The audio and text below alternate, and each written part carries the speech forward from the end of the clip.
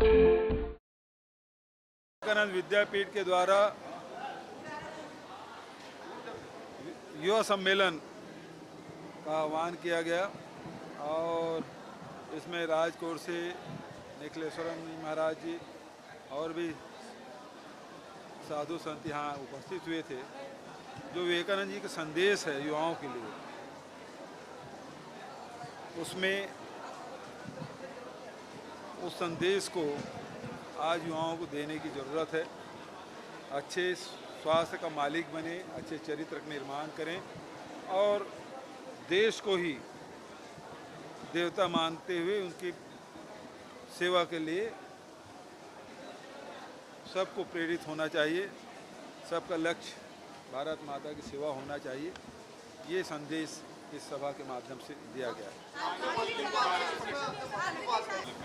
देखिए भाई, ये झूठ फैलाने की मशीन है वो लोग। कल भी मैंने सदन में कहा, धान खरीदने के लिए भारतीय केंद्र सरकार पैसा नहीं देती और आज तक ये व्यवस्था है, सीधा एफसीआई खरीदे ना। हमारे धान को जिस प्रकार से पंजाब में, हरियाणा में, मध्य प्रदेश के कुछ हिस्से में चावल खरीदती है ना, धान खरीदती है, गेहूँ खरीदती है, मध्य प्रदेश के कुछ हिस्से में गेहूँ खरीदा जाता है एफसीआई के। पूरा एफसीआई खरीद ले, अच्छी बात है, पूरा क्रेडिट उनको देंगे। लेकिन राज्य सरकार गारंटी देती है और मार्केट उससे अगेंस्ट में लोन लेती है, उस पैसे से धान खरीदा जाता है।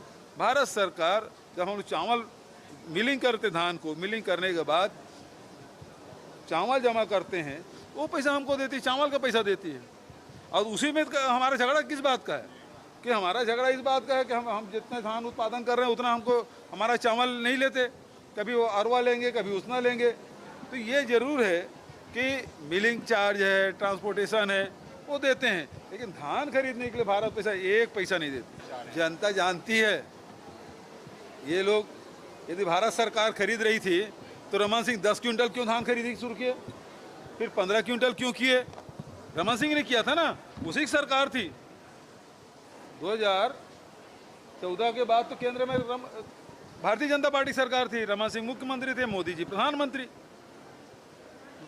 और फिर उसी समय में 10 क्विंटल क्यों किया गया? यदि पूरा भारत सरकार कर रही है, फिर 10 क्विंटल क्यों किया था और फिर बढ़ा 15 क्विंटल क्यों किया?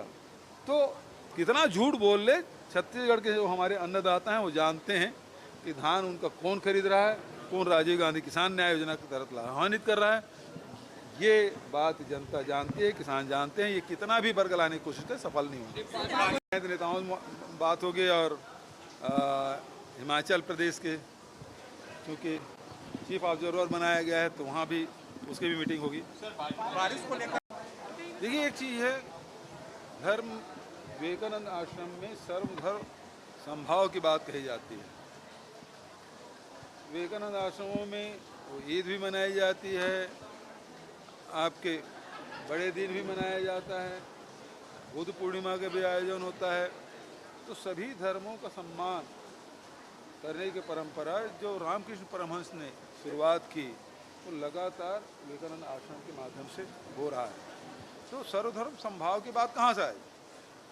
हम लोग आपस में ना लड़ें, क्योंकि विवेकानंद जी ने कहा है कि धर्म के नाम से दुनिया में इतना रक्तपात हो चुका है कि मानवता बहुत पिछड़ गई है। यदि हम ये रक्तपात नहीं करते तो मानवता कहाँ से कहाँ पहुँच गया होता। तो ये बात जो विवेकानंद जी ने कही है कि हम धर्म के आधार पर न लड़ें, हम अपने धर्म का गर्व करें। मैं जिस धर्म को मानता हूँ उसमें गर्व, लेकिन दूसरे को घृणा ना करें। और यही बात शिकागो में स्वामी विवेकानंद जी ने जो बात कही है कि नदियाँ कहीं से भी निकले, लेकिन उसे समुद्र में जाना होता है। आप किसी माध्यम से प्रार्थना करिए, उपासना करिए, लेकिन आपका लक्ष्य तो उसी एक ईश्वर को प्राप्त करना है, किसी रास्ते से ही। और रामकृष्ण परमहंस ने अपने जीवन साधना के माध्यम से बताया। वो कहीं ऐसी बात नहीं कि खुद उन्होंने अनुभव किया, उनके आधार पे बात उन्होंने कही है। तो जोड़ने वाली बात है। आज समाज में ज़्यादा ज़रूरी है कि राजनीतिक स्वार्थ के चलते हम विभिन्न धर्म के लोगों को, विभिन्न पंथ के मानने वालों के बीच में आपस में झगड़ा करा के अपना स्वार्थ कर रहे हैं। तो इसलिए देखना ये पड़ेगा कि यदि कोई व्यक्ति कोई बात कर रहा है तो उसके पीछे उसका स्वार्थ क्या है। अभी लगातार बारिश हो रही है, अच्छी बात है, लेकिन यदि अत्यधिक वर्षा हो और कहीं डूब में कोई क्षेत्र आ रहा है तो वहाँ के लोगों को तत्काल राहत पहुँचनी चाहिए। ये राष्ट्रपति चुनाव में